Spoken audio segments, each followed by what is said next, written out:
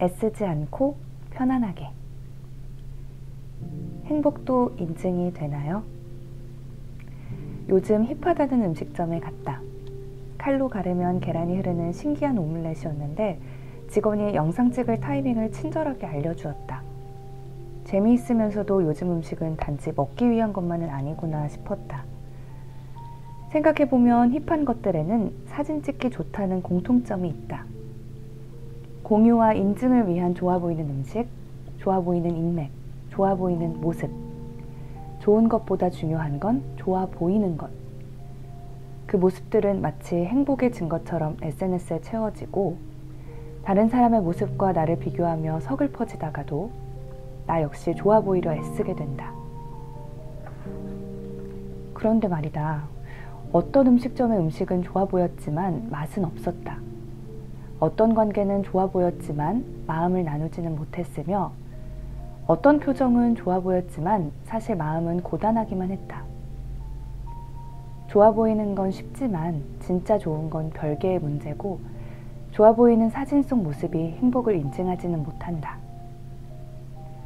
물론 일상의 순간들을 공유하고 기록하고 싶은 마음이야 문제가 없다.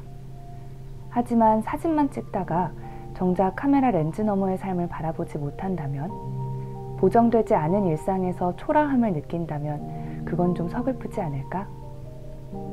우리는 지금까지 행복을 인증하기 위해 너무 많은 마음과 시간을 낭비했던 건 아닐까? 남들에게 좋아 보이는 것보다 중요한 건 나에게 좋은 것, 내 마음에 좋은 것 아닐까? 연출된 행복을 좇는 대신 소박해도 내 입맛에 맞는 음식과 초라해도 편안하게 쉴 수 있는 공간과 소소해도 진심을 나눌 수 있는 관계와 평범해도 진짜 행복한 순간을 만나야 한다. 남들에게 좋아 보이지 않아도 괜찮다. 관람객보다 당신이 더 중요하다. 사람의 가치는 그 사람이 중요하게 여기는 것이 무엇인지에 따라 결정된다.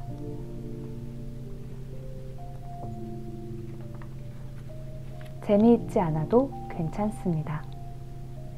나는 꽤 활달한 사람임에도 새로운 집단에 가면 낯을 가리곤 했다. 첫 만남에서 낯을 가리면 실제 내 모습과는 달리 사람들은 나를 말이 없고 얌전한 사람이라 여겼고 모임에서 계속 그 이미지를 유지해야 할 것 같아 여간 불편한 일이 아니었다. 부단한 노력의 결과로 지금은 그렇지 않은데 낯가리는 걸로 고민하는 사람들에게 비결을 전수하자면 의식적으로 긴장하지 않은 척하는 거다. 처음 만나는 상황을 떠올리며 인사하는 연습을 했고 낯선 자리에 가기 전에는 긴장을 풀고 당당하게 행동하자고 다짐도 했다. 긴장하지 않은 척 연습하다 보니 점점 그 모습이 자연스러워졌고 낯가림을 고칠 수 있었다. 그런데 어떤 이가 말하길 자신이 그렇게 해봤더니 주변에서 억지로 밝은 것처럼 연기하는 것 같아서 불편하다고 말했다고 한다. 어떤 게 달랐던 걸까? 낯을 가린다는 건 낯선 상황에 움츠러들고 긴장되어서 자신의 본 모습을 보여주지 못하는 거다. 그렇기에 발표나 면접을 연습하다 보면 실력이 좋아지는 것처럼 긴장을 푸는 사회화 훈련으로 개선할 수 있다. 하지만 원래 조용하고 차분한 사람이 억지로 밝은 척하면 다른 모습으로 자신을 위장하는 일이라 아무리 메소드 연기를 한다 한들 나도 상대도 불편해진다. 나 역시도 대중 앞에서 처음 강연을 하게 됐을 때 어떻게 해야 하나 고민하다가 스타 강사들의 강연을 봤다. 너무 재미있고 유쾌해서 아, 나도 저렇게 해야 하는구나 싶었다. 그런데 내가 억지로 재미있게 하려고 하니 자연스럽지가 않고 어딘가 어색했다. 그러다 우연히 다른 작가님의 강연을 듣게 됐는데 시종일관 진지했고 웃음이 날 이야기는 전혀 없었지만 많은 관객에게 잔잔한 울림을 주고 있었다. 그때 깨달았다. 아, 모든 강연자가 웃길 필요는 없구나. 누구도 내 강연에서 웃음을 기대하지는 않겠구나. 생각해보면 복학생 선배가 남발하는 유행어에 얼마나 난처했던가. 급식차를 시전하는 부장님의 모습에 얼마나 당황했던가. 그 뒤로는 억지로 애쓰지 않고 위로와 공감이 될 수 있는 이야기를 최선을 다해 전하며 나만의 방식을 찾아갔다. 그러자 훨씬 편안하고 자연스러운 강연이 되었고 분위기도 더 좋아졌다. 우리는 종종 유쾌하고 재미있는 사람이 되고 싶다고 생각하지만 누군가를 사랑하는 이유가 꼭 유쾌함이나 재미만은 아니다. 누군가는 따뜻한 위로를 전하고 누군가는 잘 들어주고 누군가는 즐겁게 웃으며 누군가는 한결같이 곁에 있어준다.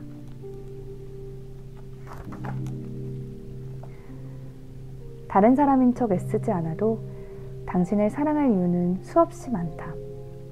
그러니 다른 모습으로 위장하지 말자. 대신 긴장을 풀고 관계에 진심을 보이며 편안한 나의 모습을 보여줄 수 있어야 한다. 그게 진솔한 관계를 맺는 시작점이다. 당신은 당신다울 때 가장 사랑스럽다. 당신답게 편안하게. 로망의 개인적 취향. 몇 년 전 어떤 블로그 글을 읽다가 발리에서 홀로 살아보기에 대한 로망이 생겼다. 여유롭게 지내며 명상하고 글을 쓰며 자연 속에서 지내는 것.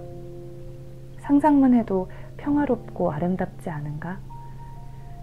나는 오랜 로망을 실현하고자 2주 일정으로 발리에 갔다. 발리는 생각대로 좋았고 정말 아름다운 곳이었다.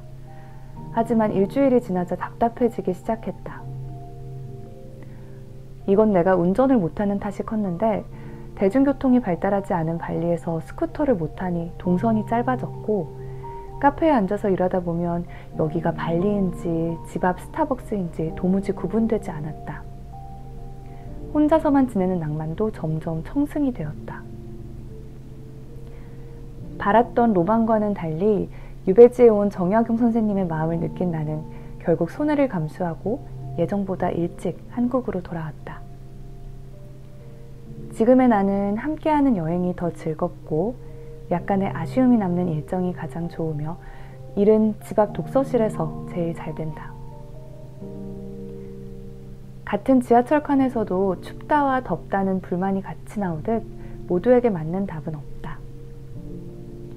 누군가는 긴 여행에서 여유를 느끼지만 누군가는 짧은 여행에서 설렘을 느끼고 누군가는 회사 밖에서 떨림을 느끼지만 누군가는 회사 안에서 안정감을 느끼며 누군가는 타인과 함께하는 순간에 활력을 느끼지만 누군가는 혼자일 때 마음의 평화를 느낀다. 여행을 할 때, 인간관계를 맺을 때, 그리고 삶을 살아갈 때 행복에 이르는 방식은 저마다 다른 것이다. 그렇기에 중요한 건 경험을 통해 나에게 맞는 삶의 방식을 발견하는 일이다. 누군가의 로망과 누군가의 기쁨을 흉내내는 게 아닌 나의 로망과 나의 기쁨을 알아가자. 그게 우리가 조금 더 나답게 행복해지는 법이다.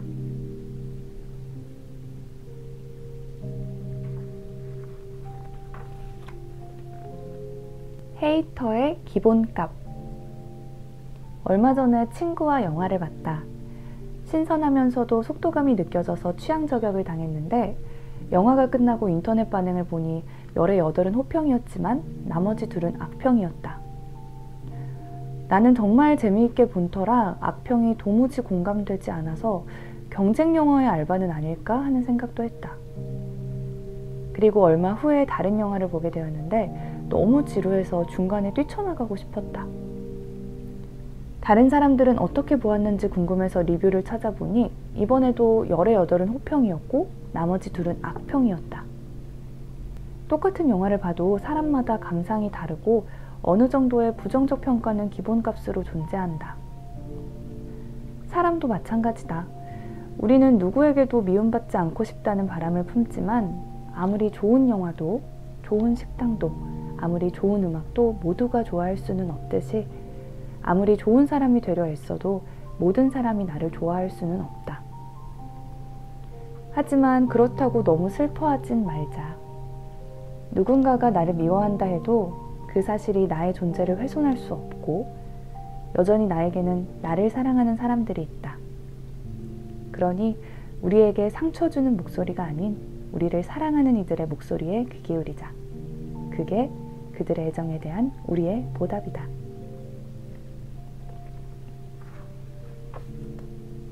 가볍게 넘기기의 기술.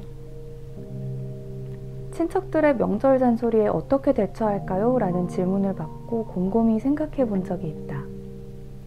어른들은 왜 명절이면 똑같은 레퍼토리의 잔소리를 하시는 걸까? 내 생각엔 일단 크게 하실 말씀이 없어서인 것 같다. 과거에는 경험에서 얻은 삶의 지혜가 절대적이었기에 요리는 어떻게 하는지, 농사는 어떻게 짓는지, 어떻게 살아야 하는지, 부모 세대는 자식에게 지혜를 전수하는 것으로 집안에서의 역할이 규정됐다.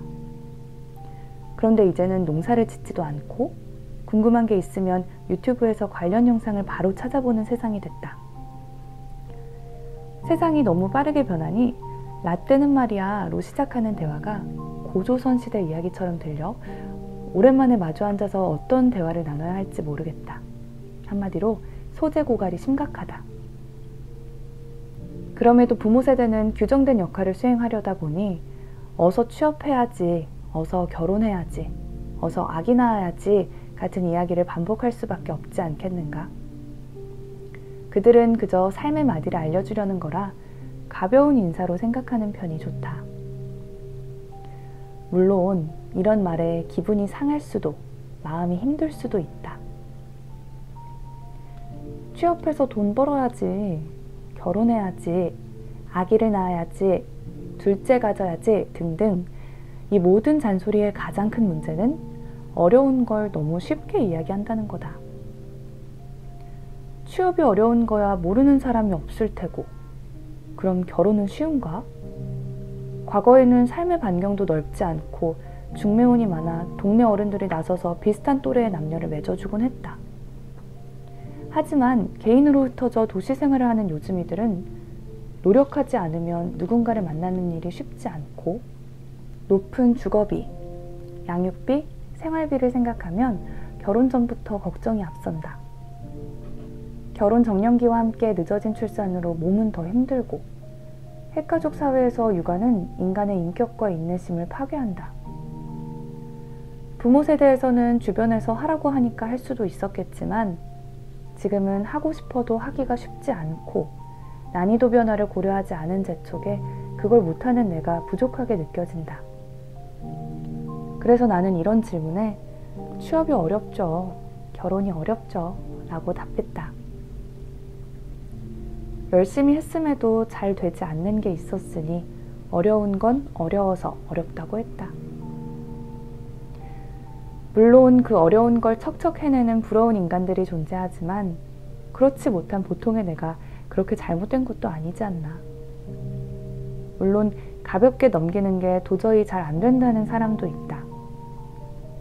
만약 그렇다면 본인이 그동안 주변의 기대를 충족시키려 너무 애쓰지는 않았는지 생각해 볼 필요가 있다. 이제는 타인의 기대에 브레이크를 걸어야 하는 순간이다. 그저 가볍게 지나가자. 결정권은 당신에게 있고 누구도 쉽게 평가할 수 없으며 당신의 삶은 여전히 당신의 것이다. 아무 말 대잔치에 흔들리지 말 것. 회사를 그만두고 책을 준비할 당시 엄마의 지인이 엄마에게 수연이 정신 차리고 회사나 다니라고 해 라는 이야기를 했다. 애정 없는 충고에 굉장히 기분이 상했지만 일단 진지하게 검토해 보기로 했다. 하나, 나는 정신을 못 차렸는가? 아니, 당시 나는 지난 몇 년 중 가장 제정신이었다. 회사를 다니지 않을 뿐 생계도 내 힘으로 책임지고 있었고 어느 때보다 열심히 살고 있었다. 둘, 그 이야기를 따를 이유가 있는가? 글쎄, 유감스럽게도 그분은 내 롤모델이 아니었다. 나는 그분의 삶을 따르고 싶지도 않았고 의견을 구한 적도 없다. 많은 이가 자신과 다른 방식으로 사는 이들을 너무 쉽게 비난하고 때론 행복하지 않은 사람조차 타인에게 자신의 삶을 강요한다. 그리고 그보다 놀라운 건 우리가 그런 말에 자주 상처받고 흔들린다는 점이다. 타인의 충고를 통해 삶을 돌아보고 성장할 수도 있지만 충고도 하나의 의견일 뿐 언제나 진실인 건 아니다. 우리에게는 합리적인 의심과 검증이 필요하다. 그럼 누구의 말을 들을 것인가? 가짜뉴스와 선동을 감별하기 위해 확인할 것은 언제나 첫째는 근거요, 둘째는 출처다. 충고에 편협한 진실만 담겨 있다면, 근거도 애정도 없는 참견이라면, 내 삶을 스스로 책임지고 있다면 흔들리지 않아도 된다. 당신의 삶에 어떤 권위도, 권한도 없는 이에게 심사위원의 자리를 내줄 필요는 없다. 제 인생은 특별하지 않지만 소중합니다. 강연이 끝나고 어떤 독자가 나를 찾아온 적이 있다. 낮은 자존감과 우울증으로 오랫동안 힘들었다는 그녀는 강연을 잘 들었다며 인사를 하고 돌아갔다. 그런데 얼마 후 다시 나에게 오더니 한 가지 부탁을 했는데 자신의 책에 충분히 예쁘다고 적어줄 수 있냐는 거였다. 그녀의 말대로 그녀는 충분히 예뻤고 그런 말을 해주는 건 전혀 어렵지 않았다. 하지만 내 말의 유효기간이 며칠이나 될 수 있을까? 낮은 자존감으로 힘들어했던 그녀는 타인의 칭찬과 따뜻한 시선을 통해 자존감이 회복되는 듯한 착각을 느꼈을 거다. 하지만 얼마 지나지 않아 그녀는 이렇게 묻게 될 것이다. 지금은 어떻지? 누가 바라보느냐에 따라 평가는 늘 달라질 수밖에 없고 타인의 시선에 위탁된 자존감은 금세 사라져버리니 결국 쪼그라든 자신을 마주할 수밖에 없다. 그럼 어떻게 해야 자존감을 채울 수 있을까? 내가 잠깐 다녔던 회사에는 그야말로 잘난 사람이 너무 많았다. 5개 국어를 하는 사람도 있었고 세계적으로 저명한 학자의 제자도 있었다. 그에 비해 나는 너무 평범해서 늘 쭈구리가 된 기분이었는데 그때마다 마음을 다잡을 수 있었던 건 그래도 나는 글을 쓸 수 있다는 생각 때문이었다. 지금 생각하면 좀 별난 마음이었다. 당시에 나는 인기 있는 작가도 아니었고 SNS에서 글을 공유해 좋은 반응을 얻는 것도 아니었으며 나조차도 내 재능을 특별하거나 뛰어나다고 여기지는 않았다. 하지만 나는 내가 가진 재능이 소중했고 남들보다 우월하진 않을지라도 비교할 수 없는 고유의 것이 내게 있다고 믿었다. 특별한 것과 소중한 것은 다르다. 우리의 가족, 친구, 연인이 특별하고 우월한 존재여서 소중한 게 아니라 우리가 마음을 주어 소중해지는 것처럼 나 자신과 내가 가진 것을 그 자체로 소중하게 여길 수 있어야 한다. 그러면 자존감은 채워지기 시작한다. 사람들은 종종 자존감이 자신을 특별하게 여기는 마음이라 착각하곤 하지만 자존감은 특별하지 않더라도 그런 나를 소중하게 여기는 마음이다. 현실을 잊게 하는 마취제가 아닌 현실에 발을 딛게 하는 안전장치인 것이다. 우리는 이제 진짜 자존감을 이야기해야 한다. 나 역시도 이 말이 참 오래 걸렸지만 예쁘지 않으면 어떤가? 특별하지 않으면 어떤가? 당신은 당신 자체로 온전하며 우리 삶은 여전히 소중하다.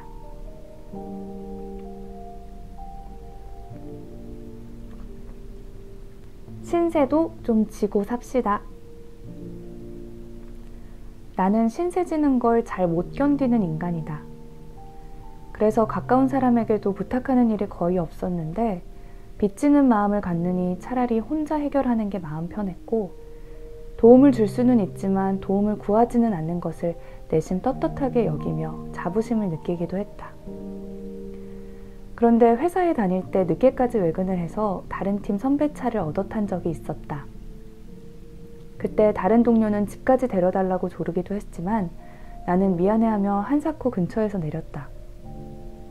그때 선배는 내게 그러면 가까워지기도 힘들어 라는 말을 했다. 패기치지 않고 신세지지 않겠다는 마음이었지만 상대는 나에게 거리감을 느낄 뿐이었다. 그러면 대체 나는 왜 그렇게 신세지는 걸 못 견딜까? 사실 신세지지 않는다는 떳떳함과 자부심 뒤에는 도움받지 못한 순간에 대한 미움과 혼자 감당해온 시간에 대한 연민, 거절에 대한 두려움이 있었을 테다. 하지만 이유가 무엇이건 혼자 모든 걸 감당하려는 마음은 타인과 닿지 못하게 했고 스스로를 고단하게 했다. 드라마 동백꽃 필 무렵에서 동백이가 찬숙에게 아들인 필구를 잠깐 맡아줄 수 있냐고 묻자 찬숙은 이렇게 말한다. 그 소리를 하는데 뭘 그렇게 애를 쓰고 있냐. 네가 필구를 맡겨야 나도 준기를 맡기지 않겠냐. 사람이 엉기고 치대고 염치 없고 그래야 정도 드는 거라고. 맞다. 엉기고 치대고 살아야 정도 들고 부탁도 자꾸 해봐야 쉬워진다. 어쩌면 당신도 오랜 시간을 낯선 섬에 표류한 로빈슨 크루소처럼 혼자 버텨왔을지 모른다. 그랬다면 이제 신세 좀 지고 살자. 홀로 모든 것을 감당할 필요는 없다. 당신에게 필요한 사람이 되는 기쁨을 누군가에겐 주자. 겁먹지 않고 주변에 손을 내밀고 나 역시 상대의 손을 잡아줄 수 있을 때 우리의 삶은 더 풍요로워진다. 나약해서가 아니라 더 단단해지기 위하여 우리에겐 도움받을 용기가 필요하다.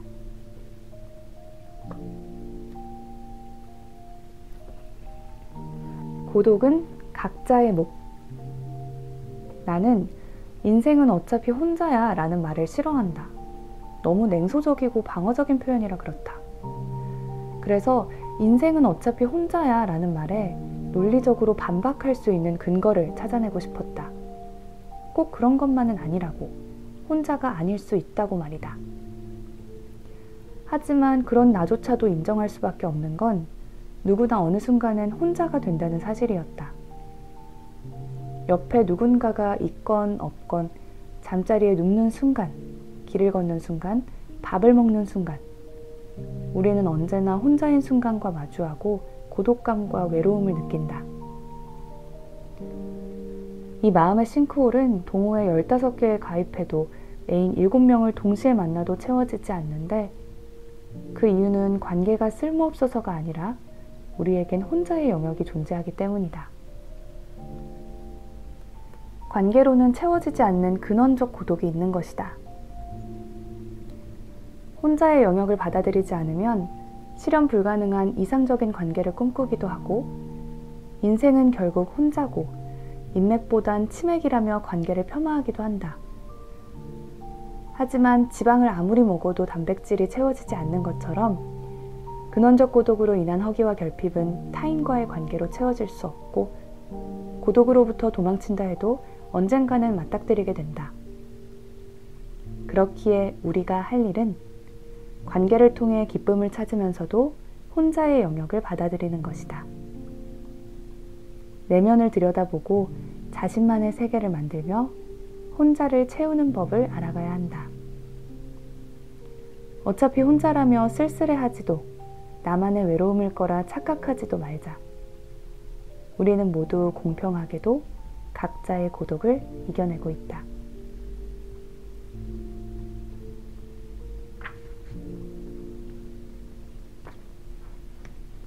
(2장) 다른 사람이 되려 애쓰지 말 것.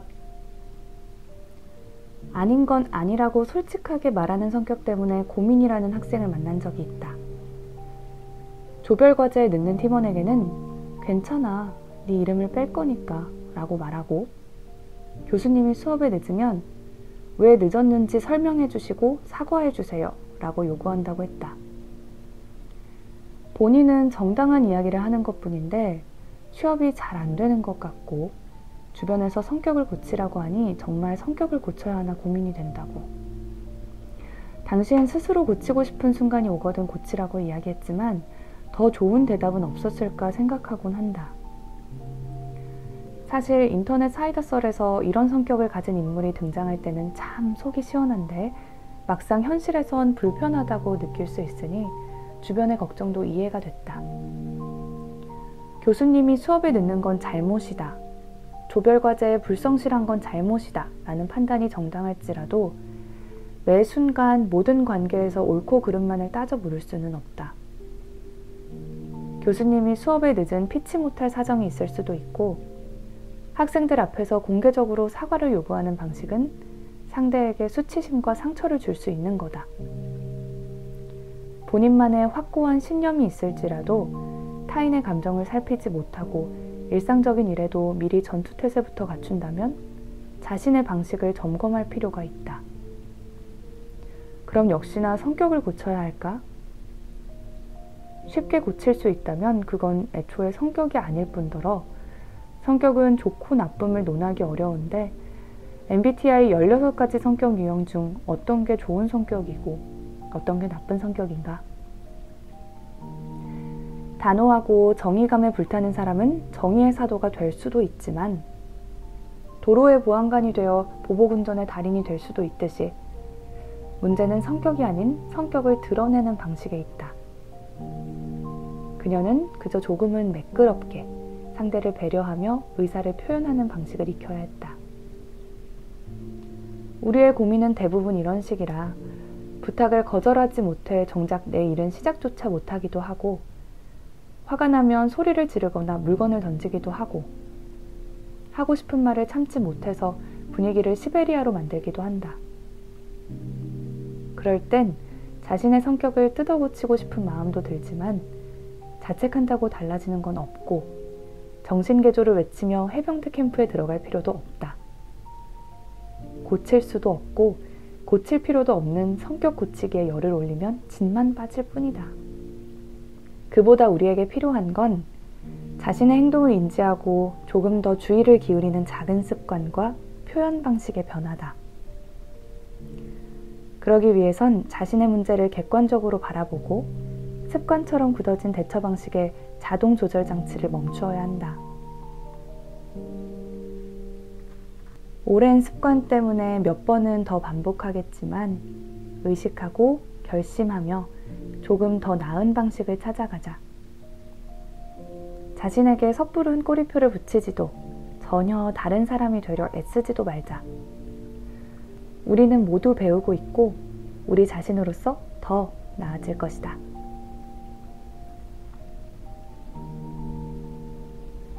실망시킬 용기. 영재발굴단이라는 TV 프로그램에 초등학교 5학년 문제도 척척 푸는 6살 아이가 나왔다. 6살 때 유치원에 하나밖에 없던 주방놀이 세트를 차지하는 게 최대 로망이었던 나와는 다르게 이 똑똑한 아이는 아침부터 밤까지 문제집을 섭렵했다. 그런데 계속 관찰하자 가끔 문제를 풀지 못하거나 답을 틀리기라도 하면 아이는 지나치게 힘들어하며 장롱 안에 숨기도 했다. 힘들어하는 아이의 마음을 들여다보기 위해 정신건강의학과 전문의 노규식 박사가 아이에게 이유를 묻자 아이는 더 대단한 걸 해내 사람들에게 인정받아야 한다고 답했다. 그리고 사실 문제집 풀기는 하고 싶지 않지만 그러면 엄마가 실망한다며 참았던 울음을 터뜨렸다. 겨우 6살인데 삶의 무게가 이렇게 무거워도 되는 걸까? 여기까지만 들으면 엄마는 가혹한 문제집 노동을 강요하는 악당 같다. 하지만 엄마는 강요한 적이 없었다. 아이는 자발적으로 문제집을 풀었다. 그래서 의아해하니 노규식 박사가 이렇게 이야기했다. 그러니까 비극이잖아요.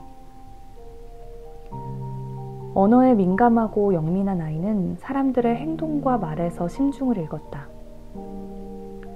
정답을 맞힐 때는 칭찬을 받으며 인정받는 기쁨을 느꼈으나 맞히지 못했을 때 칭찬의 부재는 부모의 실망이라고 추측했고 정답이 존재하는 문제풀이를 반복하며 자신의 도식을 강화해갔다. 이때 부모의 헌신과 희생은 이렇게 좋은 부모님을 실망시켜서는 안 돼 라는 마음을 품게 해 아이를 더 필사적으로 만들었다. 그런데 이 추측은 오해와 착각일 수도 있고 과장한 것일 수도 있다. 설사 부모가 정답만을 기대했다고 하더라도 과도한 기대는 아이가 감당할 숙제가 아닌 부모가 해결할 문제였다. 그럼에도 아이는 누구도 요구하지 않은 혹은 요구했을지라도 응할 수 없는 불가능한 요구에 묶여 아이가 누려야 하는 기쁨과 호기심을 실패에 대한 수치심과 두려움으로 맞바꿨다. 이건 정말 비극이 아닌가. 어린 시절에 생겨난 이런 마음을 그대로 간직한 채 어른으로 자라난다면 비극은 계속된다. 완벽해야만 사랑받을 수 있다는 오랜 오해는 상대의 마음을 추측하며 자신을 올가맨다. 물론 소중한 사람을 기쁘게 하고 싶은 마음은 문제가 없다. 하지만 그 마음이 지나쳐서 자신을 짓눌러서는 안 된다. 누구도 완벽할 수 없기에 타인의 실망을 받아들일 용기를 내야 한다. 어쩌면 당신에게 실망하는 사람은 아무도 없을 수도 있고 누군가의 실망이 당신의 책임은 아닐 수도 있다. 내게 중요하지 않은 사람들에게 미움받을 용기가 필요한 만큼 때론 내게 중요한 사람들을 어쩔 수 없이 실망시킬 용기도 필요하다. 완벽하지 않아도 괜찮다. 정답이 아니어도 괜찮다.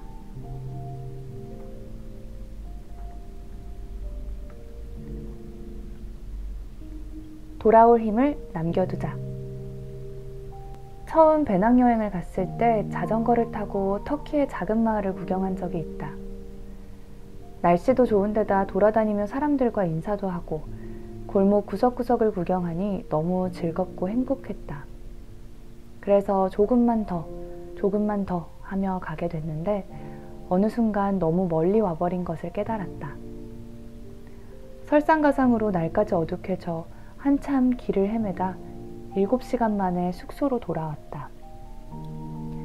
그때 터덜터덜 자전거를 끌고 길을 오르는데 낮에 즐거웠던 기억은 전부 사라지고 머릿속엔 힘들다는 생각밖에 들지 않았다. 게다가 엉덩이가 아파서 3일을 고생했다. 그 뒤로 내가 세운 여행의 철칙은 지금 당장 너무 즐겁고 조금 더 갈 수 있어도 돌아올 시간과 힘을 남겨두는 것이다. 지치기 전에 돌아올 수 있어야 좋았던 순간을 망치지 않는다. 이건 관계에서도 마찬가지다. 잠깐 만날 사람이라면 전력을 다해도 문제가 없지만 장기적인 관계에선 페이스 조절이 필요하다. 상대와 잘 지내고 싶은 마음에, 인정받고 싶은 욕심에 내가 지치는 것을 외면한 채 무리하면 어느 순간 좋았던 순간마저 잊게 되고 축 처진 마음에는 관계에 대한 허무감과 미움이 들어선다. 컵에 물을 가득 채우면 쏟아지기 쉽듯이 관계에 힘을 너무 들이면 오히려 망치기도 쉽다. 그래서 조금 더 할 수 있어도 다음을 위해 멈추는 게 좋다. 오래 유지해도 지치지 않을 모습으로 좋은 관계를 유지하기 위하여 돌아올 힘을 남겨두자. 그래야 더 오래, 더 멀리 갈 수 있다. 인싸가 아니라도 괜찮아. 나는 초등학교 때까진 낯을 많이 가려서 친구를 사귀는 게 어려웠다. 내게 어른들은 늘 친구들과 친하게 지내야 한다라는 말을 했지만 그런 말은 관계에 조금도 도움이 되지 않았다. 어른들의 의도와는 달리 내가 부족한 존재가 된 것 같은 기분만 느낄 뿐이었는데 친구가 많지 않은 것보다 오히려 그런 말들이 더 상처가 되었다. 그럭저럭 잘 지내고 있었는데 말이다. 그래서 나는 가끔은 친구들과 친하게 지내지 못해도 괜찮다라고 말해주는 어른이 되고 싶었다. 인간관계가 아무리 중요하다 한들 스스로를 초라하게 만들 만큼 중요할 수는 없다. 삶에 필요한 인간관계의 양은 사람마다 다른데 심리학자인 윌리엄 슈츠의 3차원 대인관계 이론에 따르면 소속감이나 친밀감에 대한 욕구는 사람마다 차이가 존재한다. 다수의 사람과 관계를 맺고 싶어하는 사람도 소수의 사람과 관계를 맺고 싶어하는 사람도 있는 것이다. 그렇기에 무조건 많은 사람과 관계를 맺는 것보다 중요한 건 내가 가진 욕구를 이해하고 자신에게 맞는 관계의 양을 찾아가는 일이다.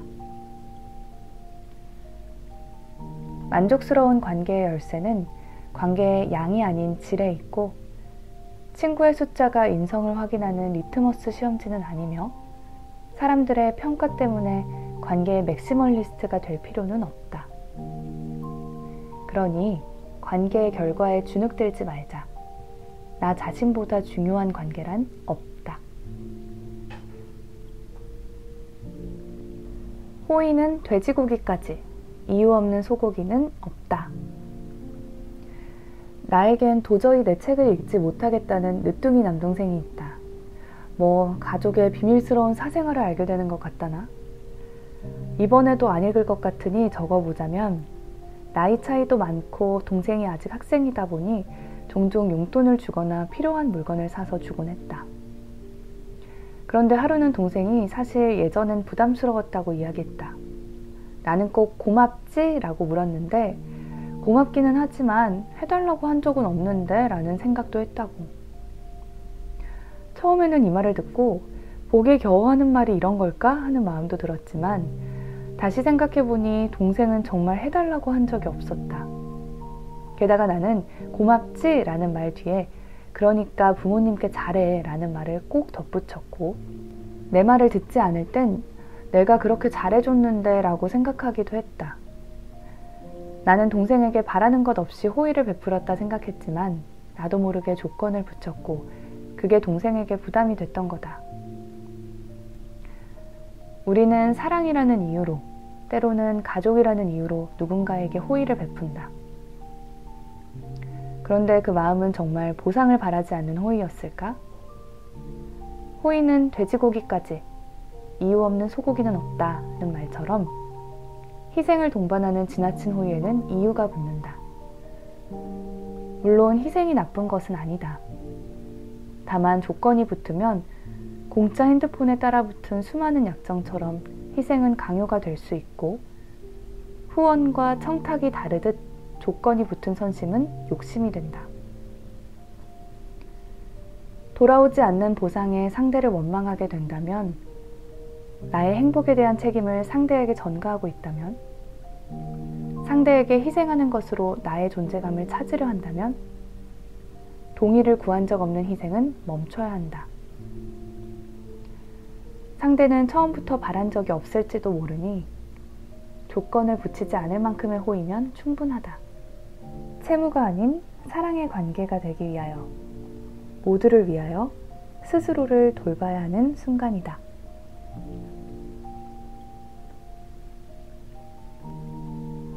관계의 황금률.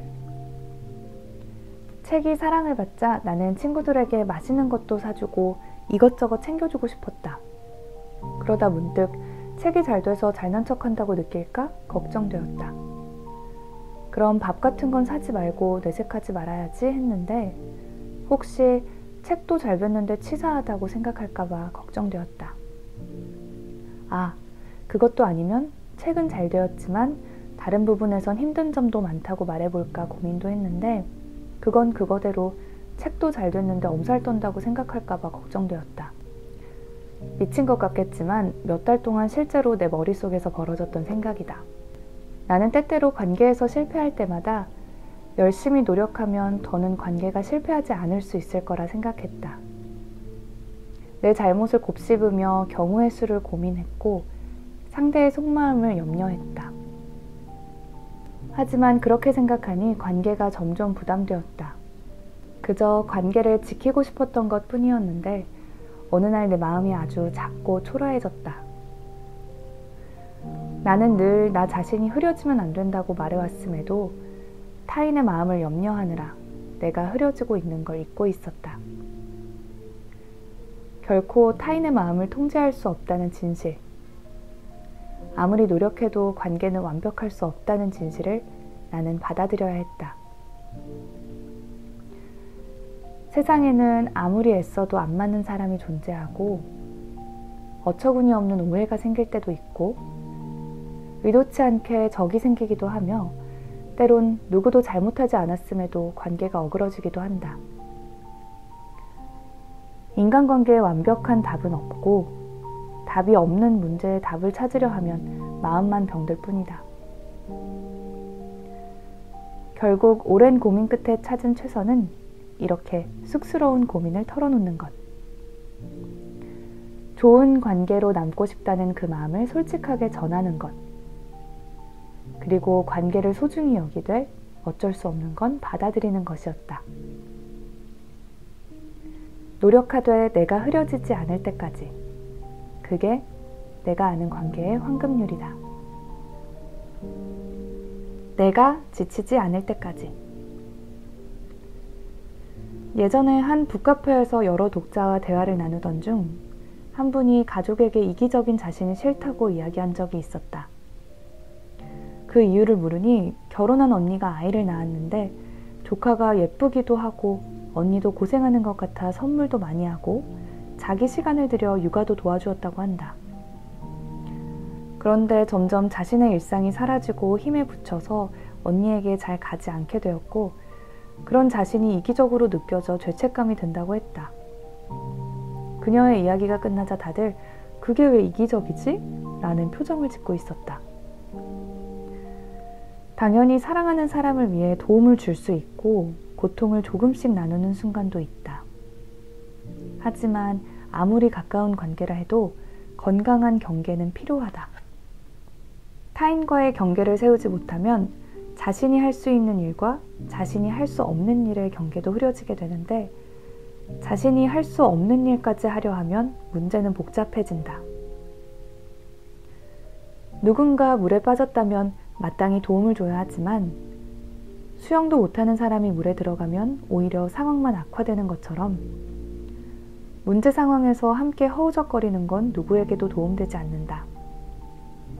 그렇기에 누군가를 제대로 돕기 위해선 건강한 경계를 세우며 나를 지키는 일이 필요하고 자신의 몫과 상대의 몫을 분리할 수 있어야 한다.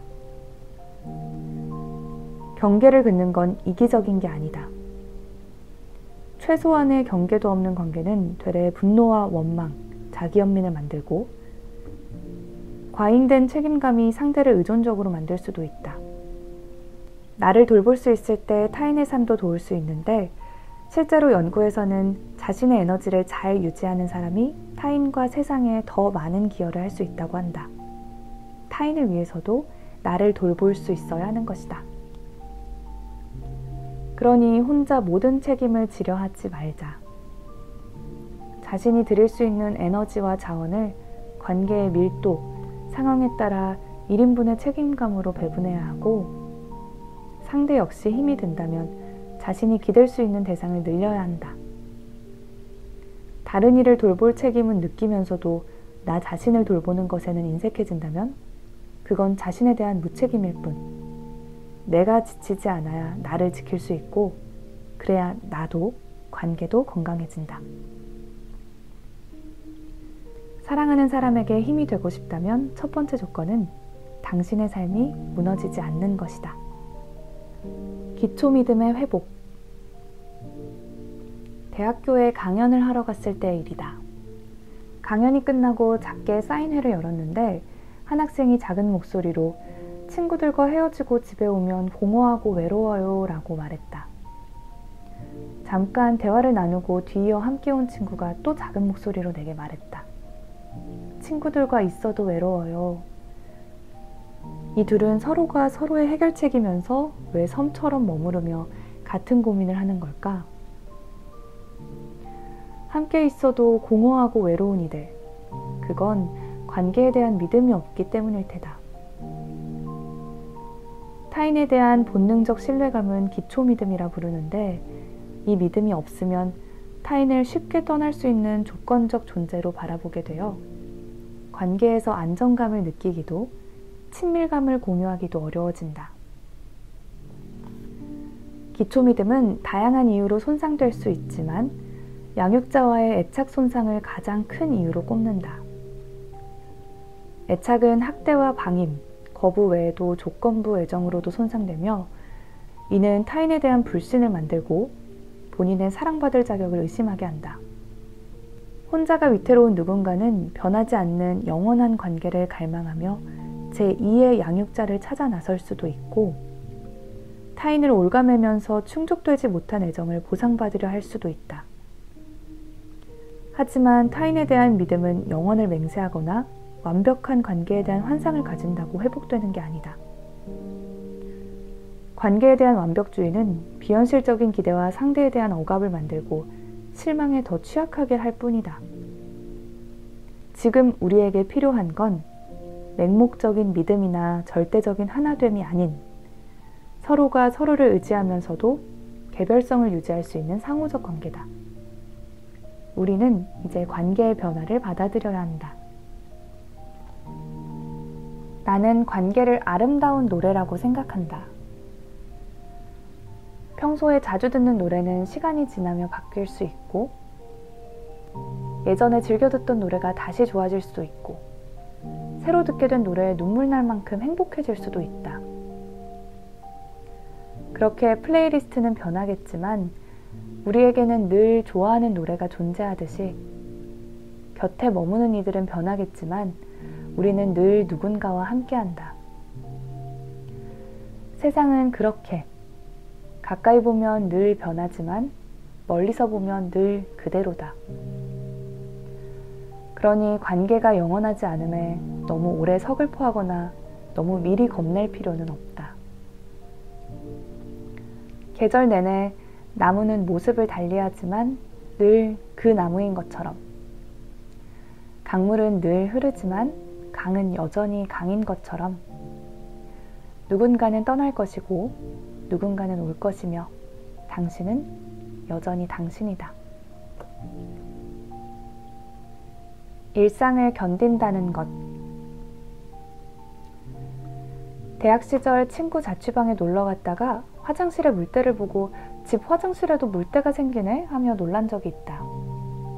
그때 놀란 이유는 내가 화장실 청소를 너무 잘해서가 아니라 해본 적이 없어서였는데 언제나 물때가 생기기 전 엄마가 청소를 해뒀기에 가능한 일이었다.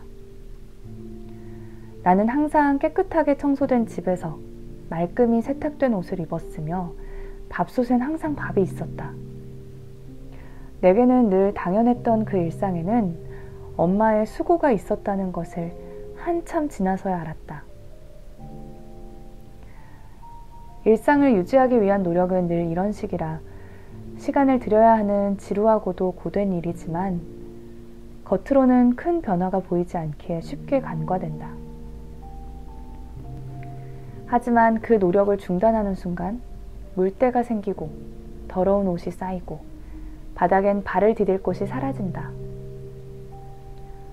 아무것도 하지 않으면 삶의 공간은 금세 엉망이 되어버리는 것이다. 산다는 건 역시 집안일을 하는 것과 같아서 살아가기 위해 우리는 끊임없이 일상을 돌봐야 한다. 어떤 이는 피곤한 아침을 견디며 출근했고 어떤 이는 고단한 하루를 버텨냈으며 어떤 이는 가족을 돌봤고 아이에게 삶을 주었다. 만약 아무것도 해내지 못했다고 말한다면 그건 살아내는 걸 너무 우습게 여기는 것일지도 모른다. 살아간다는 건 파도 위에 서 있는 것처럼 넘어지지 않고 버티는 것만으로도 엄청난 노력과 힘이 필요하다. 대단한 무언가를 이루지 않았을지라도 가만히 서 있는 것처럼 보일지라도 힘겨웠던 순간들과 버거웠던 감정들은 이미 온 힘을 다해 삶을 지켜낸 증거다. 그래서 나는 수고했다는 그 평범한 인사가 그렇게도 좋았다. 주저하지 않기 위해 애써온 당신에게 내가 담을 수 있는 모든 무게를 담아 한 번쯤 꼭 이렇게 말해주고 싶었다. 지나온 모든 순간은 그대의 최선이자 성취다. 사느라 너무나도 애썼다. 그리고 잘 버텼다. 정말 수고했다.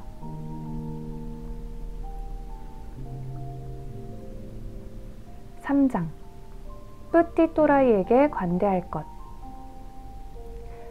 지금까지 인생을 살며 가장 후회하는 것 중 하나는 누군가를 미워했던 일이다.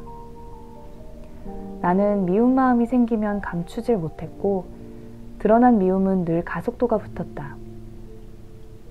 지나고 보면 사소했던 일들로 누군가를 미워했던 건 상대도 힘들 뿐더러 내게도 늘 노동이었다. 사람들 사이에서 편을 가르고 마음을 낭비하게 했으며 화해도 사과도 못한 채 끝나버린 관계들은 오랫동안 마음에 남았다. 그래서 지금은 웬만하면 누군가를 밉다고 생각하지 않는다. 나는 마음을 감추는 걸 어려워하는 사람이니 애초에 미움은 최대한 보류하려 한다. 이렇게 한 마리의 비둘기같이 살아보니 사는 게 훨씬 수월해졌다. 가십에 불려다닐 필요도 없고 미워하는 상대의 일거수일투족에 관심을 기울일 필요도 없다. 얼마나 가뿐한 삶인가. 물론 이렇게 마음을 먹어도 다시 또 누군가가 미워지려 할 때가 있다. 그러면 나는 뉴스의 사회면을 떠올리는데 사탄도 스승의 은혜를 부를 것 같은 흉악범들을 생각하노라면 가끔 속보이는 이기적인 사람들, 약간의 허언증이 있거나 무례한 사람들은 또 그럴 수도 있다는 생각이 든다. 이 정도 또라이는 어디에나 있는 뿌띠 또라이가 아닐까 하는 여유와 자부심이 나온다고 할까? 세상은 넓고 또라이는 많다. 살며 마주치는 모든 또라이를 미워할 수는 없다. 그러니 미움으로 마음을 낭비하지 말자. 일상의 뿌띠 또라이들에겐 자비를, 당신에겐 평화를. 호인과 호구의 차이. 일일 드라마의 흔한 레퍼토리는 착하고 씩씩한 호감형 여주인공과 탐욕스럽고 뻔뻔하며 거짓말 만렙 악녀의 대결이다.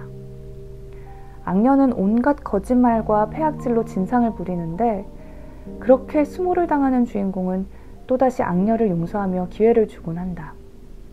과연 재벌 3세를 만날 리 없고 잃어버렸던 부잣집 친부모도 없는 현실의 캔디도 행복하게 잘 살 수 있을까?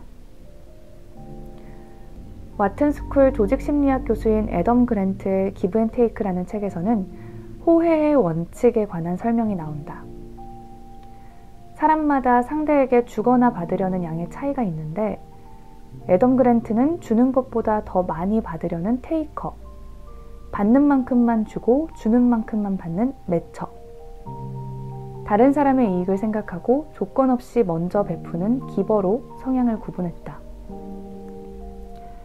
연구에 따르면 성공 사다리의 맨 아래에서 가장 가난하고 힘들게 사는 건 기버다. 남을 돕다가 정작 자신의 일을 하지 못해 생산성이 낮거나 만만한 사람으로 여겨져 이용당하는데 테이커에 비해 사기 등 범죄 피해자가 될 위험도 2배가 높다고 한다. 다 퍼주다가 망하는 거다. 그런데 재미있는 사실은 가장 성공한 이들 역시 기버라는 거였다. 기버는 좋은 평판과 사회적 기반 위에서 성공을 극대화하고 가속화할 수 있었고 다른 사람들도 기버의 성공을 기뻐하기에 이들의 성공에는 지속성이 있었다. 그럼 성공한 호인형 기버는 어떤 게 달랐을까? 그건 바로 테이커를 상종하지 않는 것, 그리고 자신을 돌보는 걸 잊지 않는 것이었다. 호구형 기버는 스스로를 돌보는 것을 어려워했고 상대가 테이커라 할지라도 관계를 지속하며 자신을 소진시켰다. 반면 호인형 기버는 누구에게나 먼저 베풀지만 다시 돌아오지 않고 계속 받기만을 원하는 테이커와는 거리를 둔다. 그렇게 되면 매처와 기버만 남게 되니 이 안에서는 상호 호혜적인 관계가 가능하고 상생할 기회도 많아진다. 사람들은 종종 착하게 살면 손해볼 거라 걱정하지만 베푸는 행위 자체는 인생의 성공과 실패를 결정하지 않는다. 착하다고 손해를 보는 게 아니라 아무에게나 착했기에 손해를 본 것이다. 물론 누군가를 성급하게 테이커로 확정해서는 안 되고 상호관계의 입출금을 시시각각 분석할 수도 없다. 하지만 착취적인 관계를 지속하다 역시 착하게 살면 안 돼라는 잘못된 결론을 내려서도 안 된다. 세상은 착한 사람들만 사는 디즈니월드도 아니고 그렇다고 악당들이 넘치는 고담시티도 아니다. 우리에게 필요한 건 지나친 경계심도 분별 없는 이타심도 아닌 세상의 양면을 함께 바라보는 힘이자 테이커를 걸러낼 수 있는 안목일 뿐이다. 내가 가진 걸 뺏기지 않기 위해서가 아니라 마음껏 좋은 사람으로 살기 위하여 착취적인 관계가 지속된다면 거리를 두자. 기꺼이 당신을 만난 것을 행운이게 하라. 단, 그럴 자격이 있는 이들에게. 상대의 마음을 안다는 착각.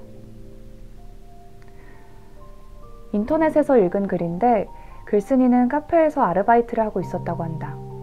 그런데 한 손님이 음료를 쏟아서 글쓴이가 손걸레로 바닥을 닦자 지금 나 미안해하라고 일부러 손 닦는 거죠? 라고 물었다고 한다. 정말이지 꼬아서 보기로 작정하면 당해낼 재간이 없다. 상대의 속마음을 안다는 생각은 당연히 뇌피셜, 즉 착각인데 정말로 상대의 속마음을 읽는 초능력이 있다면 그 능력을 발휘해서 국정원이나 FBI에서 특수요원으로 활동해야 한다. 이런 엉터리 독심은 생각보다 흔하게 볼 수 있는데 학창시절 황당하게 친구와 멀어진 적이 있었다. 당시 나는 친구에게 어떤 문제로 서운한 일이 있었지만 큰일도 아니고 친한 친구였기에 하루 이틀 시간을 두고 얘기하면 될 거라고 생각했다.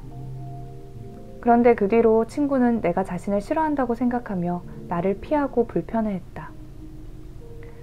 그게 계속되니 나도 그 친구에게 안 좋은 감정이 생겼고 나중에는 사이가 완전히 틀어졌다. 지금 생각해도 참 이해가 안 되는 일이다. 대체 왜 이런 일이 벌어지는 걸까? 과거에 경험한 거부, 냉대, 억압과 같은 불쾌한 일이 상대의 행동을 적대적으로 인지하게 하는 편향으로 나타나기 때문이다.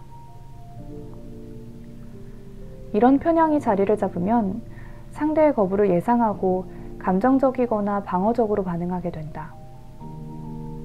그렇게 되면 친구와 멀어질 생각이 없었음에도 멀어졌듯이 마음속의 추측이 현실로 나타나고 역시 이럴 줄 알았어 라는 확신은 악순환을 만든다.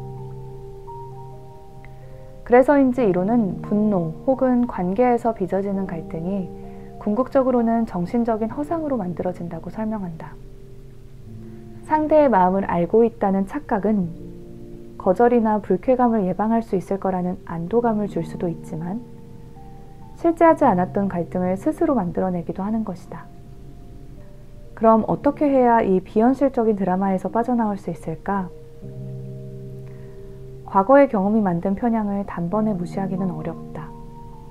하지만 우리의 뇌는 신경 가소성이라는 게 있어서 노력 여하에 따라 새로운 길을 만들 수 있다. 새로운 길을 만들려면 익숙한 길로 생각이 뻗어나가려 할 때 자기 생각이 어디까지나 추측임을 인지할 수 있어야 한다. 혼자서 이유를 짐작하는 대신 상대에게 질문함으로써 문제를 간단히 해결할 수도 있다. 왜 손으로 닦으세요? 힘들지 않으세요? 혹시 기분 상했어? 라고 말이다. 추측이 설사 사실이라 해도 문제가 생기는 경우는 생각보다 많지 않다. 예를 들어 카페 직원이 손님을 미안하게 만들기 위해 일부러 손걸레로 닦는 퍼포먼스를 벌였다면 그는 그저 스스로를 피곤하게 만드는 사람일 뿐이고 상대의 노력을 가상하게 여겨 조금 더 미안함을 느끼면 그만이다.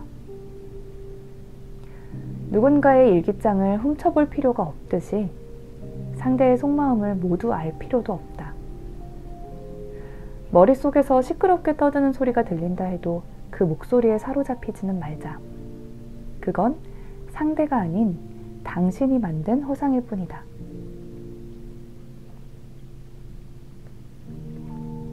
불편이 불편합니다. 몇 년 전 아역 출신의 한 여자 배우가 무대 인사에서 짝다리를 짚고 손톱을 만져 논란이 된 적이 있다. 전체 영상을 보면 그런 행동을 한 건 아주 잠깐이었고 다른 배우들 역시 편안한 분위기에서 무대 인사를 진행했다. 그럼에도 태도에 대한 논란은 선배들도 있는데 예의가 없다, 거만해졌다 등 인성에 대한 논란으로 이어졌다. 만약 그 나이대에 내가 영상으로 남았다면 아마도 반사회적 인격장애로 사회에서 격리되지 않았을까? 3초간의 모습으로 인성까지 검증해내는 프로 불편러의 야박함과 엄격함은 어디에서 나오는 걸까? 권위적인 집단주의 사회에서는 자신의 고유한 판단 기준보다는 외부의 권위와 규율, 집단의 판단을 기준으로 행위의 정당성을 얻는다. 그러다 보니 개개인의 다양한 가치관이 발달하기보다는 획일적으로 가치관이 고정되는 경향이 있다. 이런 사회에서는 종종 나만 이상한 거야? 라며 타인의 생각을 확인하려 하는데 이건 너는 어떻게 생각해? 라고 상대의 의견을 묻는 걸 넘어 마치 정답을 확인하려는 듯 자신의 행동이 사회와 집단의 잣대로 받아들여질 수 있는지 검증하는 과정이 되기도 한다. 이렇게 하나의 가치관만을 정답처럼 여기게 된다면 타인에게 허용할 수 있는 범위가 좁아질 수밖에 없고 개인의 다양성과 다른 생각을 억압하는 결과를 만든다. 그래서 SNS나 커뮤니티에선 예의 없다, 관종이다, 개념이 없다 등 수많은 비난과 지적을 목격할 수 있는데 이런 불편러들의 불편함은 우리와 아무런 상관이 없을까? 무자비한 평가가 넘쳐나는 이 세계를 호기심 어린 시선으로 흥미롭게 지켜볼 때도 있지만 사소한 행동에도 쏟아지는 불특정 다수의 비난과 지적을 바라보다 보면 내가 그 대상이 아닐지라도 마음에는 불안이 깃든다. 한순간에 손절의 대상이 되고 배척당하며 비난받을 수 있다는 공포를 내면화하고 자기검열과 눈치 보기를 반복하게 된다. 사회가 엄격할수록 대인 공포는 증가할 수밖에 없고 그 결과 우리는 타인의 평가에 대한 불안과 타인의 시선에 대한 공포를 조금씩 나눠 갖게 된다.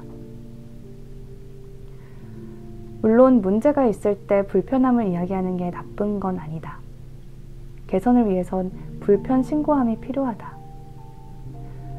예를 들면 내 친언니는 20년간 무법이 성행했던 집 앞 사거리에 적극적 민원을 넣어서 신호등을 설치했다. 내가 어릴 적에는 흔한 일이었던 촌지나 체벌이 지금은 낯설어질 수 있었던 것도 누군가는 불편함과 부조리에 예민하게 반응했기 때문이다.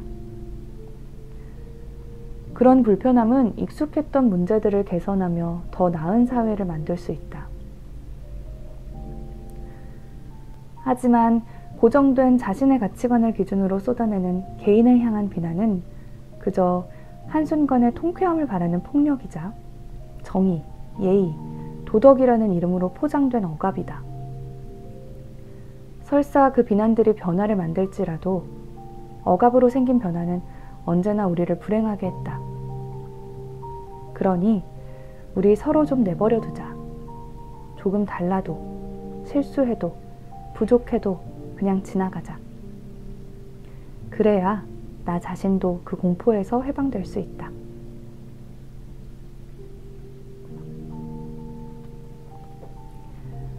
어쨌거나 똥은 피하고 봅시다. 친구의 회사 상사는 내가 보기엔 좀 정신이 나간 것 같은데 사람에 따라 한파와 폭염 사이의 온도차를 보이며 계약직 직원의 인사는 잘 받지도 않고 계약직 주제 같은 개소리도 서슴지 않는다고 한다. 진상과 꼰대의 혼종이랄까?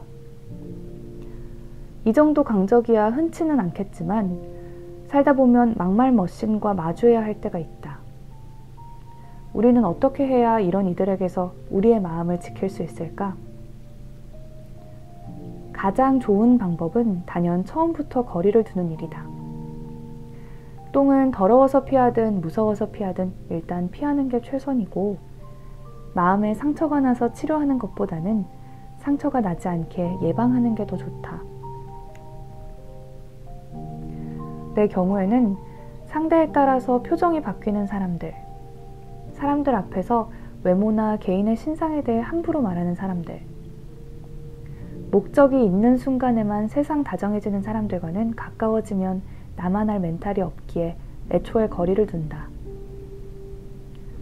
제 아무리 막말머신이라 해도 길에서 지나가는 사람에게 해코지하기는 어렵듯 받아줄 것 같은 상대, 자신의 영역에 있는 상대에게 유독 막말하는 법이다.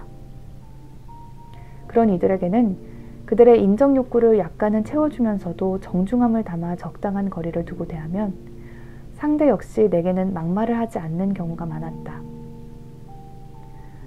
막말을 할 만큼 가까운 사이가 아님을 상대도 느끼는 거다. 현실적으로 물리적 거리를 두는 건 어렵다 해도 정서적인 거리를 지키는 건 언제나 중요하다. 예를 들면 타인을 자신의 수단으로 이용하는 이들은 일종의 자기애성 인격장애로 볼 수 있다. 이들이 타인을 조종하기 위해 주로 사용하는 전술은 종잡을 수 없는 칭찬과 비난 또는 침묵인데, 이들의 행동에 일일이 반응하면 비위를 맞추려 쩔쩔매게 되고 결국 그들에게 조종당하는 대상이 된다. 이런 경우엔 말려들지 않는 게 최선이다. 그들의 칭찬을 기쁨으로 삼아서도 안 되고 그들의 비난을 진실이라 믿어서도 안 되며 그들이 침묵하는 이유를 추측하려 애써서도 안 된다. 칭찬과 비난, 침묵 모두의 거리를 두고 그들로부터 관심 밖 사람이 되는 걸 목표로 하는 게 좋다. 물론 내가 아무리 거리를 둬도 함부로 나의 영역을 헤집는 이들도 존재하겠지만 그럴 때조차 한 걸음 떨어져 나와 그 상황을 바라볼 수 있어야 한다. 멀리서 바라보면 그저 작은 집단에서의 작은 지배자일 뿐. 때론 휴머니즘을 발휘하여 어쩌다 저 지경이 됐을까 하는 인간적 연민을 가져보는 것도 좋다. 운전할 때 도로 위에 어떤 운전자를 만날지 알 수 없듯이 삶에서 누구를 만날지 우리가 결정할 수는 없다. 하지만 도로에서 막무가내인 운전자와 한동안 같은 길로 가야 한다면 안전거리를 유지해야 사고를 막을 수 있다. 그러니 한 걸음 물러나자. 모두에게 정중하되 누구에게도 쩔쩔매지 말자. 적어도 3아웃은 하고 책임지 합시다. 요즘은 관계 정리에 대한 이야기가 많다. 가장 손쉬운 해결책이기도 하고 속 시원한 방법이다 보니 많은 사람들이 관계 정리를 원하는 듯하다. 그런데 이따금 관계 정리로 상처를 받은 사람뿐만 아니라 관계 정리를 후회하는 사람들을 만날 때도 있다. 잘 맞지 않는 관계를 계속 정리하고 잘라내다 보니 지금은 만날 사람이 없어져서 외롭고 남아있던 관계에서 문제가 생길 땐 그야말로 멘붕이라는 거다. 나 역시 과거에는 인간관계에 문제가 생기면 그 관계만 골라내면 된다고 여겼다. 그런데 지나고 보니 관계는 서로 연결되어 쌓여있는 젠가와 같아서 한 관계를 정리하자면 다른 관계에도 영향을 미치고 결국 관계 전체가 무너지기도 했다. 물론 정말 안 맞는 사람, 만날수록 힘든 사람, 내 감정을 이야기해도 늘 무시하는 사람이라면 관계 정리가 답이다.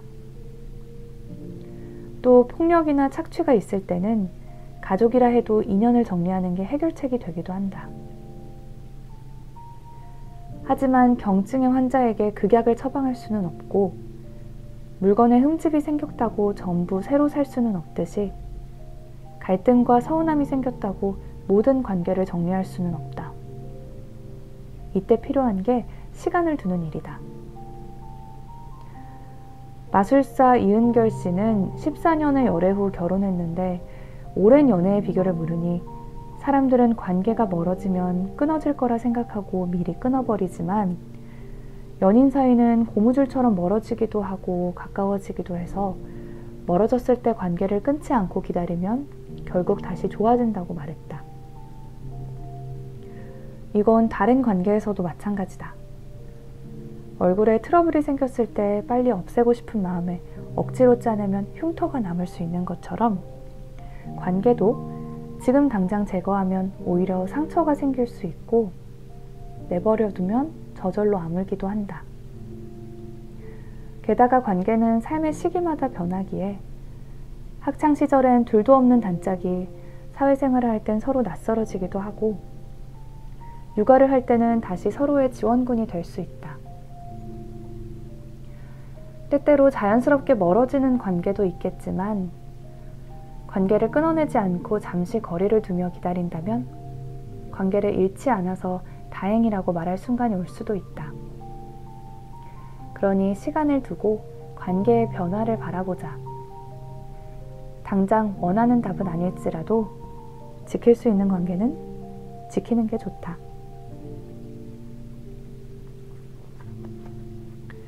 상대의 인격이 나의 가치는 아니다.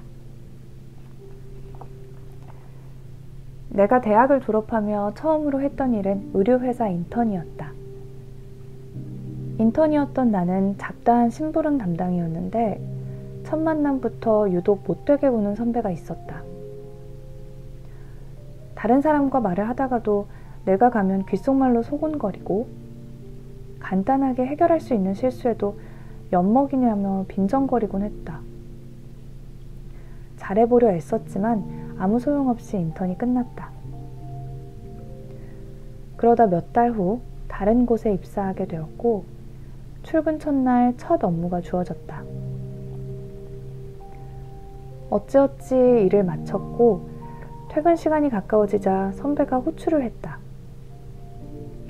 내가 뭘 또 잘못했나 생각하며 가보니 선배는 내게 바로 일을 시켜서 미안하다고 앞으로 잘 지내자는 인사를 했다. 늘 면박을 당했던 내겐 문화 충격이자 신세계였다. 그 뒤로 나는 더 이상 사소한 트집을 잡히지 않았고 그 선배와는 사이좋게 지내며 회사를 그만두고 8년이 지난 지금도 좋은 관계로 남게 됐다. 나는 달라진 게 없음에도 전혀 다른 상황이 벌어진 거다. 우리는 살면서 여러 가지 일을 겪을 때마다 왜? 하고 질문한다. 왜 나는 이런 대접을 받을까? 왜 그 사람은 나를 싫어할까? 이때 많은 이가 그 답을 자신에게서만 찾으려 하는 오류를 범한다. 내가 부족해서, 내가 매력적이지 않아서, 내가 집안이 좋지 않아서. 이를 심리학에서는 개인화라 표현하기도 하는데 나와 관계없는 일까지 나에게 원인이 있는 것처럼 생각하는 것이다. 그런데 정말 그럴까? 한 정신과 의사가 정작 치료받아야 하는 사람은 안 오고 그 사람에게 상처받은 사람들만 병원에 온다는 이야기를 한 적이 있다. 실제로 한 인기 아이돌의 악플러를 검거했더니 명문대 법대를 나온 중년의 남성이었고 사법시험에 여러 차례 떨어진 뒤 정신질환을 앓고 있었다. 비난의 이유는 피해자의 성격도, 태도도, 외모도, 실력도 아닌 그저 누군가의 해결되지 못한 문제일 수 있는 것이다. 그럼에도 우리는 상대의 문제를 나의 문제로 착각하며 자신을 탓하곤 한다. 하지만 같은 사람에게도 전혀 다른 상황이 벌어지는 이유는 상황의 변수가 내가 아닌 상대였기 때문이다. 카페 직원이 퉁명스럽다면 사장에 대한 불만 때문일 수 있고 아침에 만난 김 과장이 까칠하다면 집에 안 좋은 일이 생긴 탓일 수도 있듯이 나를 향한 비난과 무례의 원인이 내가 아닐 수도 있다. 게다가 세상에는 난생 처음 보는 사람조차 깔아뭉개려는 사람도 있고 상대를 헐뜯기 위해선 편집이 아닌 창작을 불사하는 사람도 있으며 아주 작은 권한으로도 졸렬한 권력을 휘두르는 사람도 있다. 때론 우리의 행동을 돌아보는 노력도 필요하고 상처가 생기는 건 어쩔 수 없겠지만 적어도 상대의 문제까지 내 문제로 끌어오지는 않아야 한다. 상대의 기분은 상대의 태도는, 그리고 상대의 인격은 당신의 진실이 아니다.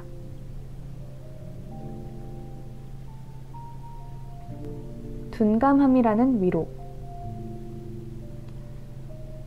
예전에 일 때문에 조금 먼 거리에 택시를 타고 갈 일이 있었다. 가는 동안 기사님과 대화를 하게 되었는데, 자신은 다른 사람의 기분을 섬세하게 배려하지만 주변 사람들은 그렇지 않다며 서운함을 토로하셨다. 궁금해서 구체적인 일화를 물으니 자신이 우울증에 걸려 힘들어하고 있을 때 친구가 전화해서 요즘 왜 이렇게 연락이 안 돼? 라고 묻는 말에 실망해서 절교를 하게 됐다고 했다. 자신을 탓하는 것처럼 들리고 배려가 없었다고. 여기까지 듣자 이해가 잘 안 되어서 좀 혼미해졌는데, 남을 섬세하게 배려한다는 기사님의 마지막 반전은 길을 돌아가서 택시비가 10,000원이 더 나온 거였다.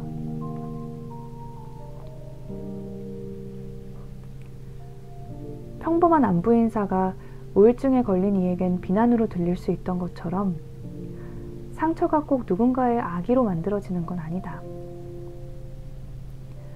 취업을 준비하는 사람에겐 직장에 다니는 친구의 고민은 자랑처럼 들리기도 하고, 아기가 생기지 않아 힘든 사람에겐 친구의 독박 육아가 배부른 소리처럼 느껴질 수 있다. 내가 처한 입장에 따라 상대의 말과 행동을 다르게 해석하는 거다.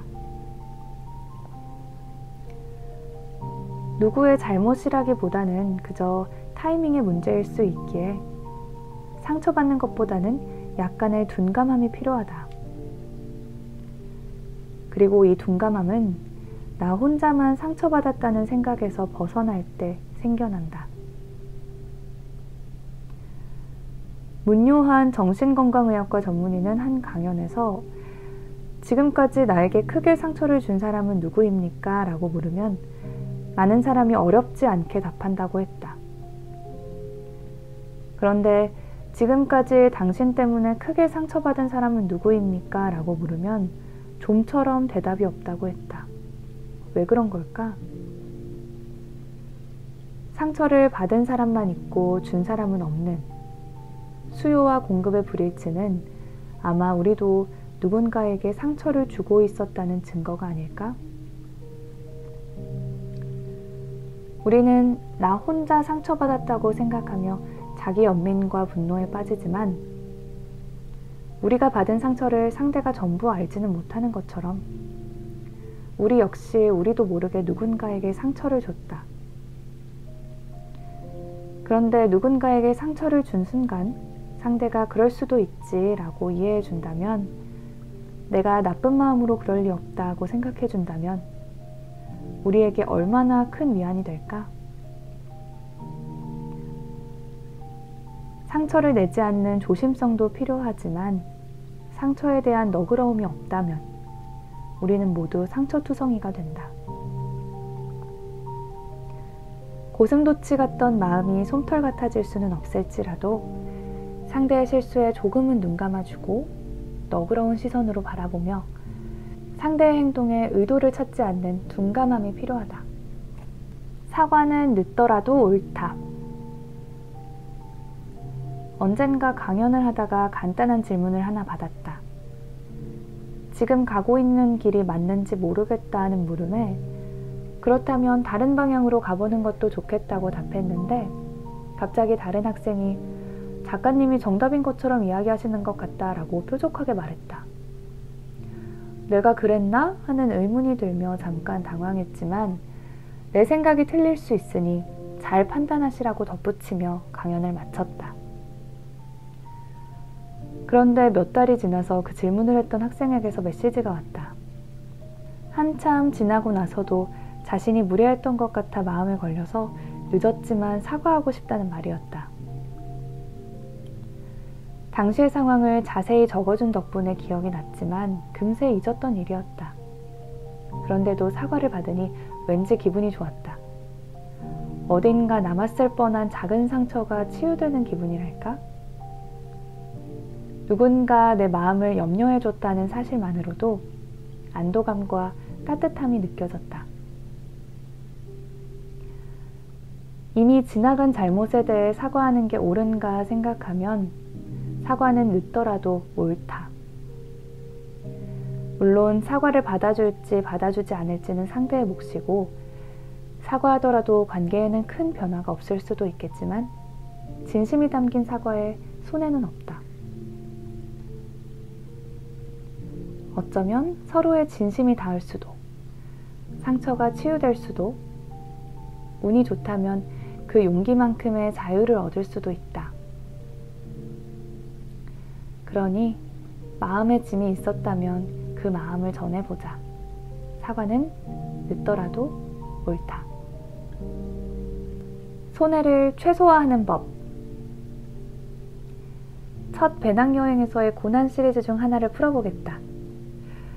당시 영국에서 이탈리아로 넘어가기 위해 공항에 가야 했는데 갑자기 지하철역에 사고가 나서 급하게 버스를 탔고 결국 시간이 지체되는 바람에 비행기를 놓쳤다.